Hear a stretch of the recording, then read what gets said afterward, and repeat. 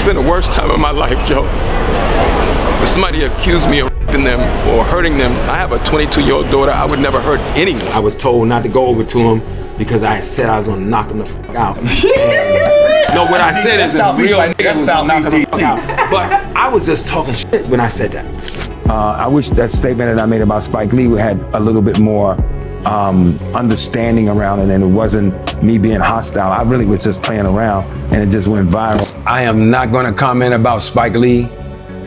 I said what I said, and I stand by what I said. Go read about it. You guys, Clifton Powell is not holding back anymore, and the way he's talking about Spike Lee, it's making people wonder if this man got set up on purpose. We're not just talking shady business deals or Hollywood politics. We're talking about one of the darkest accusations you can put on somebody's name. Now, as you guys probably know, Clifton has been acting for decades. He's been in everything from Ray to Friday After Next, always showing up as that familiar face. But out of nowhere, his career hit a wall when he got slapped with those SA allegations back in 2011. The case got tossed years later, but the damage was already done. His reputation took a hit that never fully healed. And here's where it gets messy, because around that same time, Clifton had been publicly dragging Spike Lee, calling him out for being a hater and accusing him of not taking care of his own people. He doubled down years later, saying he did his research and other actors backed him up. So, people started connecting the dots. Was it just coincidence that Powell gets hit with career-ending allegations right after putting Spike on blast? First of all, I've never been arrested. I got a daughter. I don't groom women. I don't cross no lines unless it's consensual. I don't hurt people. I don't mix my personal business on sets. Anyways, before we even get into those allegations, let's talk about where this whole beef started. Back in 2011, Clifton went on the Russ Parr Morning Show and straight up called Spike Lee a hater. And y'all, this wasn't some playful shade. Clifton went for the jugular. He accused Spike of keeping all the money, mistreating black actors, and flat out told him to sit his punk behind down and stop talking about Tyler Perry. All the old heads coming out of New York and LA know Spike wasn't as righteous as he should have been. Had people waiting a long time. He did a lot of things, didn't necessarily pay people the way they should have been paid. And I'm sure he's grown from that, if I could talk to him. But what I didn't like is an African-American man going to the crossover press, putting down another black man. Now, as you guys probably remember, Spike was known for throwing shots at Tyler's movies, calling them buffoonery, and saying Perry's brand of comedy was a setback for black cinema. But Clifton wasn't here for any of that. He actually knows Tyler personally, and said he never had a single bad experience with him.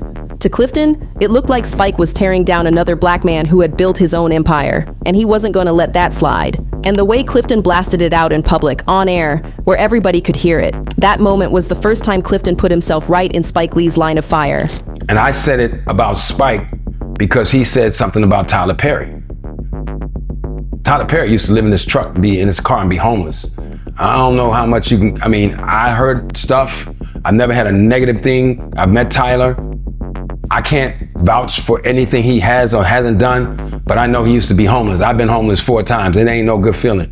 And let's be real, you couldn't tell me that didn't ruffle feathers. Spike isn't the type to just laugh off criticism. He's been a powerful name in Hollywood for decades, and when someone challenges him that openly, it doesn't just disappear.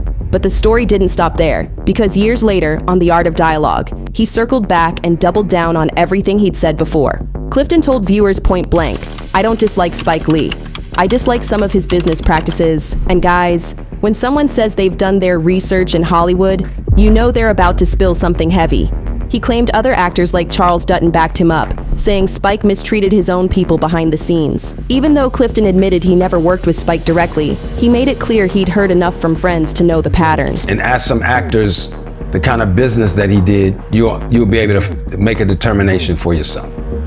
I think him and Denzel working together are amazing.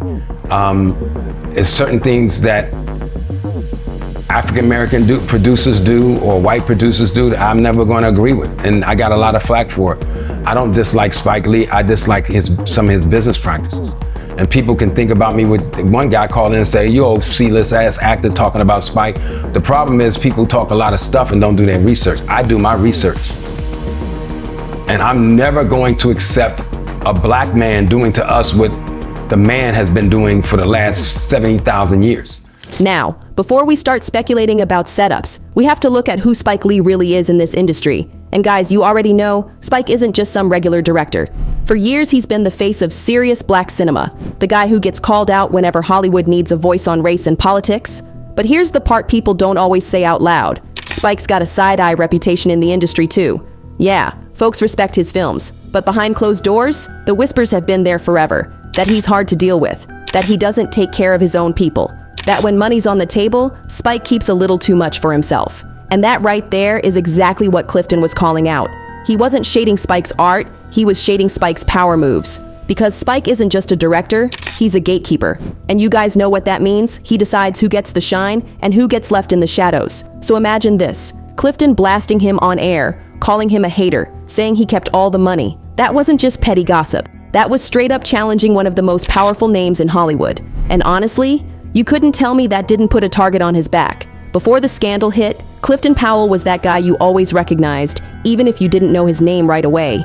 And y'all, let's not act brand new. His face is stamped all over black cinema. Ray, Dead Presidents, Next Friday, Friday After Next, even voice work in Grand Theft Auto, San Andreas. Like everywhere you turned, there he was, giving a solid performance. No, I wasn't trying to rob. Shut up! Before I bust a cap up in your ass. Now what you done with Day Day and Roach? And here's the thing, he wasn't the Hollywood leading man, but he was booked and busy. Always showing up, always working, and stacking over 100 film credits. That kind of longevity, that's not easy in Hollywood, especially for a black actor who isn't plastered on every magazine cover. But Clifton managed it. Not gonna lie, that steady career made what happened next even more suspicious. Because just when things were flowing for him, out of nowhere, the allegations drop. And you guys, the timing is what makes people raise eyebrows. How does someone go from quietly stacking roles to suddenly being accused of something that serious? So, out of nowhere in 2011, a woman named Keontae Myers filed a lawsuit saying Clifton had assaulted her in a hotel room in New Orleans. And guys, the story she told, it was ugly. She claimed it started consensual, but when things got rough and she told him to stop, he didn't. I don't know, I think she said I came on to her or something. I'm a real man, I like beautiful women, but I don't come on to women. Most of the time they bring it to me, you know what I'm saying? Especially back in my day when my hair was all black and I was cut up like Morris Chestnut and chocolate. But there always is people that just do weird shit to artists because they try to get money. You know, a lot of times it's money or trying to ruin your career. Who knows? Now here's the thing. This wasn't a criminal case. She didn't go to the police. She went the civil route, meaning she was suing him for money, medical costs, and damages. And Clifton, he denied it completely. He said it was all about cash, that she got mad because he wouldn't give her money. And that was the real motive behind the lawsuit. It's been the worst time of my life, Joe.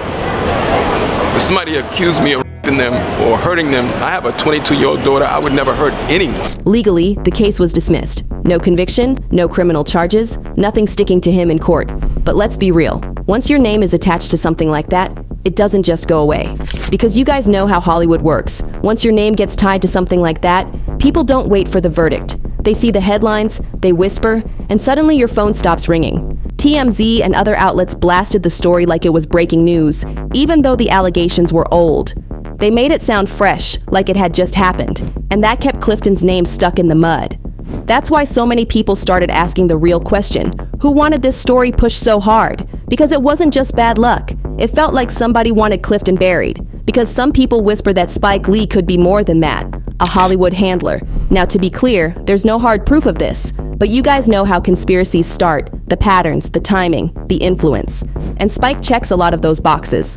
First of all, look at how much reach Spike had over Black Hollywood for decades. Back in the late 80s and 90s, if you wanted to really break through, having Spike's stamp of approval was basically golden. Samuel L. Jackson, Wesley Snipes, Halle Berry, all had ties to his early films. That kind of pull doesn't just make you a director, it makes you a gatekeeper. And then, look at how he goes after people publicly. The Tyler Perry feud? Yeah, some folks saw that not as simple criticism, but as a warning. Like a reminder of who really controls the narrative. And not long after Clifton jumped in defending Tyler and dragging Spike, his career is suddenly clouded by scandal. You couldn't tell me people weren't gonna start connecting those dots. Because when people say handler, they're talking about someone who keeps talent in line, silences opposition, and protects the bigger system. And if Spike really plays that role, it wouldn't even matter that Clifton never worked with him. Just crossing him in public could have been enough to trigger some behind-the-scenes payback. So the real question is, how many other actors stayed quiet just to avoid the same fate? And if Spike had the power to silence Clifton Powell, what else has he been hiding behind the camera all these years?